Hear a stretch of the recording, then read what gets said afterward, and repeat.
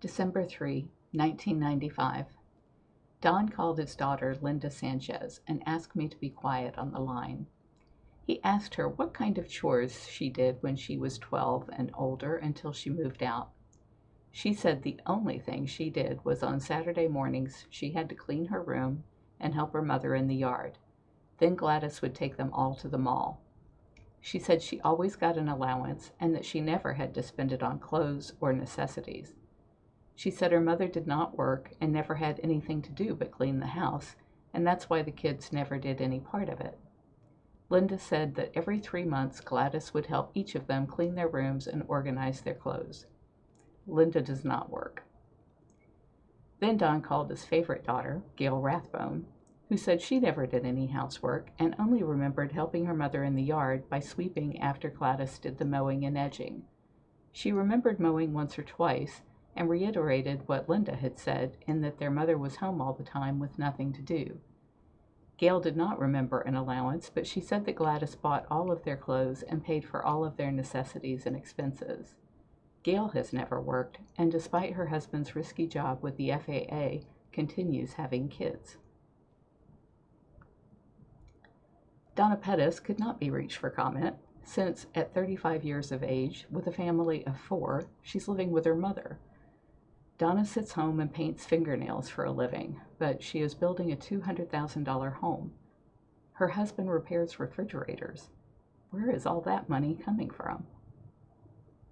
Danny is divorced, disowned, and is an alcoholic and drug abuser, and has been since he was 13 or 14. Don raised a wonderful bunch of kids. Don does his level best to keep my bank account low so that I cannot possibly leave. My business account was overdrawn by $25,000 last month alone because of him spending money and not telling me. He gave $8,000 to Jennings Hutton for the paper on 3 cars he had never seen. He went out and bought judgments, 4th and 5th in line, behind a $160,000 mortgage, and I'm not even sure it's a first mortgage because Don refuses to check the title out, which would only cost him $185 to do.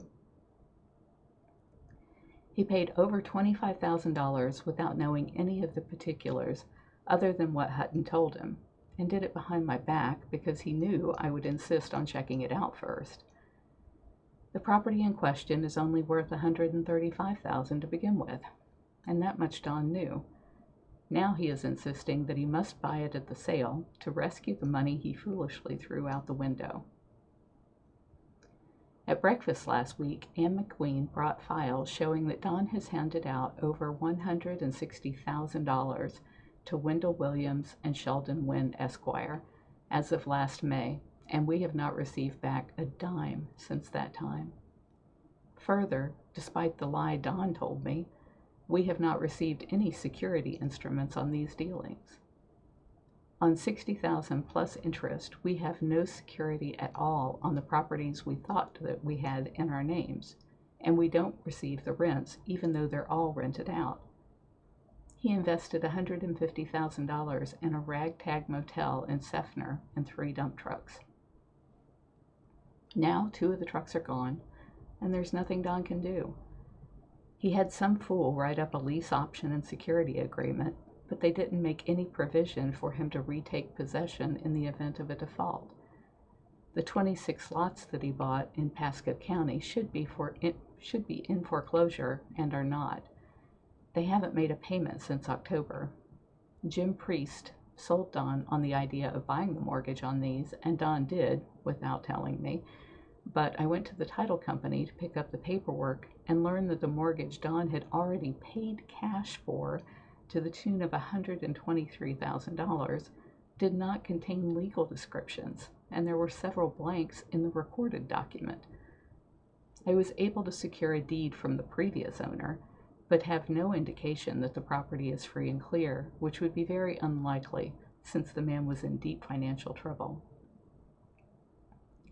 Don sold these lots to a couple of young, ignorant investors and paid Sheldon Wynn Esquire a tremendous commission for securing a buyer.